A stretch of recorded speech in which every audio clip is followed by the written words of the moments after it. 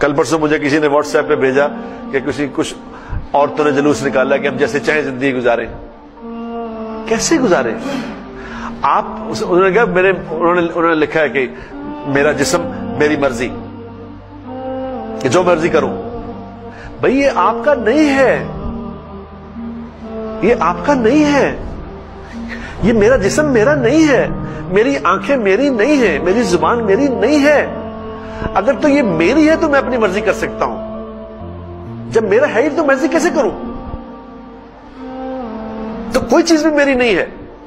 ہر چیز کا پیدا کرنے والا کون ہے؟ اللہ. ہر چیز اللہ کی ہے. میری آنکھیں اگر اللہ نہ چاہے کہ یہ آنکھیں دیکھ سکتی ہیں؟ جس کی اللہ آنکھیں واپس لے لے. اللہ قرآن میں کہتے ہیں الم نجعل لہ عینین، ہم نے تمہیں آنکھیں عطا فرمائی.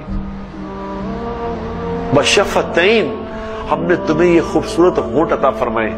یہ تمہارے نہیں ہے، یہ آنکھیں تمہاری نہیں ہے، یہ جسم یہ دل دماغ تمہارا نہیں ہے، یہ اللہ کا ہے. جب یہ اللہ کا ہے تو اس کو کس کی مرضی سے استعمال کرنا چاہیے میرے بھائیوں میری بہن؟ خدا کے لیے عقل کریں. کچھ ہم عقل کریں کہ مجھے کس نے پیدا کیا ہے، کیوں پیدا کیا ہے، مجھے یہاں کیا کرنا ہے اور کیسے کرنا ہے، کیا بولنا ہے کیا نہیں بولنا، کس وقت میں مجھے کیا کرنا ہے. یہ سب سیکھ کے کرنا تھا، اپنی مرضی سے نہیں کرنا تھا یہاں کچھ بھی. کیونکہ دیکھو میں اپنی مرضی سے پیدا نہیں ہوا ہوں، میں خود بخود نہیں آیا یہاں، مجھے کسی نے بھیجا ہے یہاں. میرا یہاں آنے میں کوئی کنٹریبیوشن نہیں. یہ بات اگر اسی بات پہ غور کر لینا تو اگلی ساری بات سمجھ آ جائے گی کہ مجھے کس نے بھیجا یہاں. کیا میں نے اللہ کو درخواست دی تھی کہ مجھے دنیا میں بھیجا جائے کہ میں دنیا میں جانا چاہتا ہوں مجھے بھیج دیں؟ مجھے تو کچھ پتہ ہی نہیں.